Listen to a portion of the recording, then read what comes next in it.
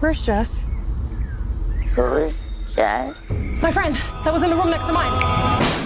The woman before them was no ordinary person. Even billionaires were captivated by her beauty. Frida and her friends were invited by a tycoon to a mysterious island for a party, but then something strange happened. Her best friend disappeared. Even more terrifying was that everyone else seemed to forget her existence. Frida was in a panic and confided in Annie, a friend she had met on the island. All right, guys, I just got in the car after seeing Blink Twice. Oh my God, it needs a live reaction because that shit was fucking crazy.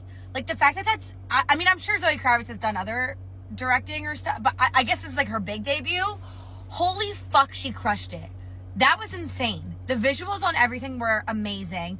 I was not, like, I knew it was gonna be kind of like White Lotus-y. I'm gonna hold your hand with this, right? In fact, hold my hand, because I'm actually a little nervous talking about this. Disclaimer, whatever you choose to connect yourself is what you choose to connect for yourself.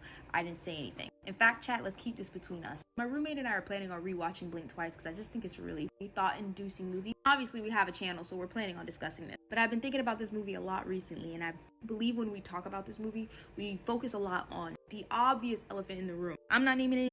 A very good movie, but I promise you I will not watch that again. So MGM Plus just started streaming the film Blink Twice that stars Channing Tatum, and it was written and directed by Zoe Kravitz. The film was released in theaters earlier this year, and I did hear about it. I wasn't sure what the film was actually about, but I did hear that it was heavy on the trigger warnings, and they were not lying. Okay, so let me set the scene. So Channing Tatum plays this big So this video here, this movie here, explains it all. Epstein Island, Diddy, Oprah, everybody. I'm not even gonna do this to y'all. It's called Blink Twice.